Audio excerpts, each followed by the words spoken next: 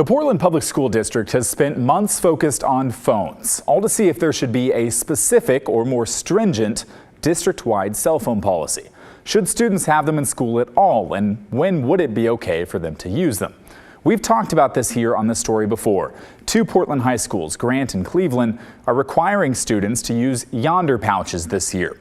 They're locking magnetic neoprene cases that prevent students from using their phones from bell to bell. It's a drastic change, but is it one that PPS wants to take district-wide? It's looking increasingly likely that PPS will end up with a system that allows for all sorts of different phone policies across its schools and classrooms, with the general rule that phones should be off and away most of the time. That's not too dissimilar from what's in place right now.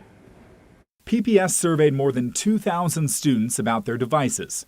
A strong majority said either their school or their classrooms have current policies about phone use. And about half of those students said they're expected to keep their phones off and away. About a third of the students said teachers collect their phones in each classroom. And fascinatingly, just 12% of the Grant and Cleveland students who are using Yonder pouches this year said that would be their preferred phone use policy, showing that most students think Yonder is too restrictive. Nearly every student said they should be allowed to use their phones during lunch, and most want to use them during passing time and during before and after school activities.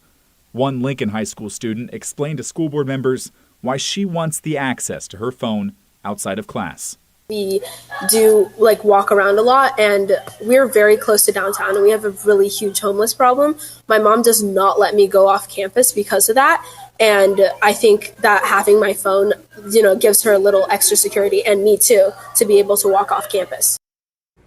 So what next? The school board has yet to vote on a phone policy, and there are differing opinions on the board if phones should be off and away all day or just during class time. We'll see if they come to a consensus. So here's my take on this. With the introduction of Yonder pouches to Grant, Cleveland, and Beaumont Middle this year, PPS has already allowed schools to vary wildly in how they police cell phones. That's a fascinating decision. The current PPS draft proposal would allow that to continue. Administrators could make additional restrictions if they so choose. And the Oregon Department of Education is working on a statewide student phone policy of its own, with the plan to share that this fall. Who knows what wrinkle that might add. In my opinion, uniformity and consistency would go a long way here. I believe most people, students, parents, and educators alike, can agree that cell phones are harmful and distracting.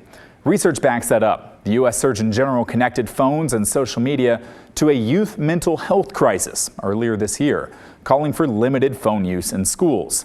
But if every school or even every class has a different phone policy, that's going to be real tough to manage.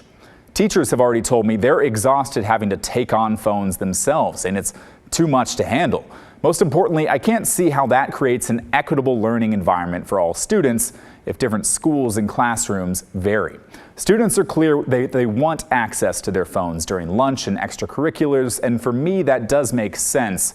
But if the district could settle on a consistent and manageable phone policy for all schools and all class times, I would see that as the best way forward.